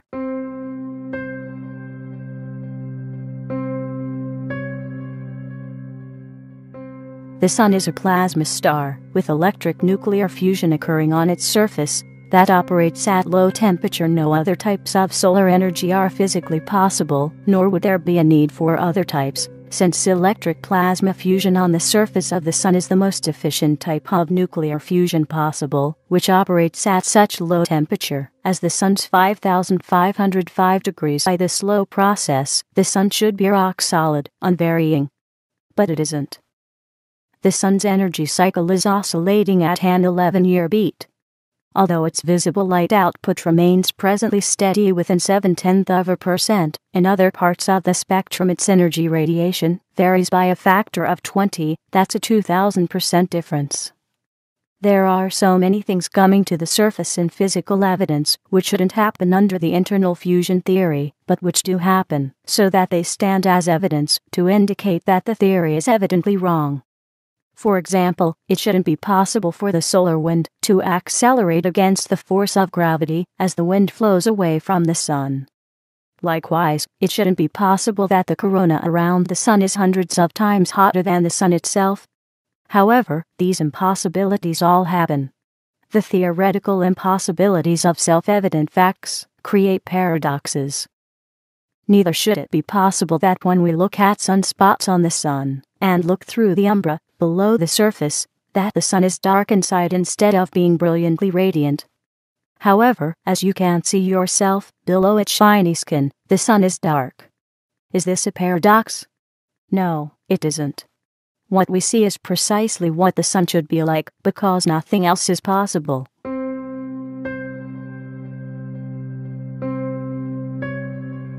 It is impossible for the Sun to be a gas sphere, which the internal nuclear fusion theory requires. By what is required for the standard solar theory, the Sun should not exist. It is simply not possible for a gas sphere of the size of the Sun to exist. The gravity pressure in a gas sphere of such an immense size would be so great that all atoms in its core would be crushed, instead of atoms being fused into larger atoms. A gas sphere of the size of the Sun would be 1,000 times heavier than the Sun is known to be. No rational theory, no matter how exotic, can bridge this impossible paradox. Just do some simple comparison. The gas planet Jupiter, at double the volume of Saturn, has double the mass density of Saturn. The doubling of the mass density results from the greater compression of the gas by the greater gravity, which the larger gas volume generates. This is what one would expect. The Sun, in the same comparison, has 1,000 times the volume of Jupiter, but it is known to have roughly the same mass density as Jupiter. That's not possible. The mass density of the Sun would be more than 1,000 times greater if it was a gas sphere. However, if the Sun was a plasma sphere, which is diffused by the repelling electric force that is inherent in plasma, the Sun's measured mass density is just about right. The resulting gigantic paradox renders the internal fusion Sun theory, which depends on atomic hydrogen being fused into helium, to be totally wrong.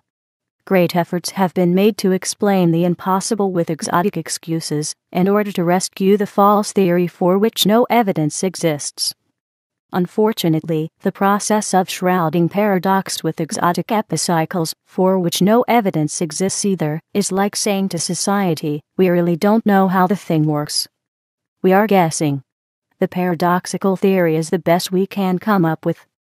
Of course, the paradoxical theory is the best theory possible if one proceeds from the premise that 99.999% of the universe does not exist, so that the theory of the functioning of the Sun must be built on the 1,000th% of the universe, which is allowed to be acknowledged by general perception. The result is a necessarily hopelessly narrow perception, the kind that is characteristic of fairy tales that are told to children at bedtime, to put them asleep.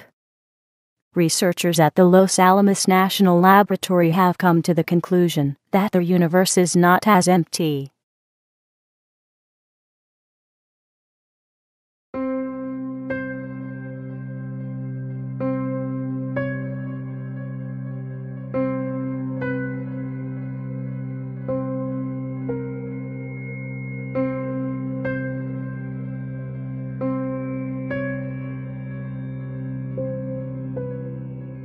A confusion of theories abound about what our Sun is and how it operates.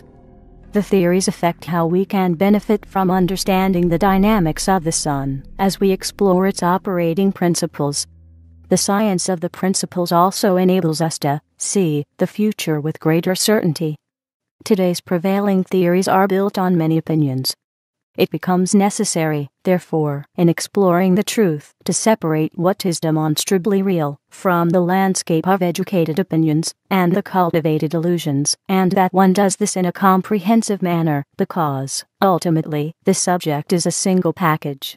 In the course of the exploration, the video introduces a number of revolutionary concepts that may seem surprising, but which are critical for a rational understanding of the dynamics of the solar system, of the nature of our Sun as an energy source, for climate considerations, for energy production on Earth, and ultimately for a credible exploration of the Ice Age dynamics.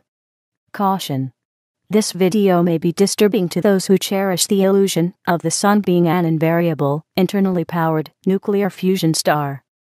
The internal nuclear fusion theory of the Sun, which is the generally accepted theory, has many flaws built into it, while no evidence actually exists that exclusively supports the theory. None whatsoever. That's shocking, isn't it?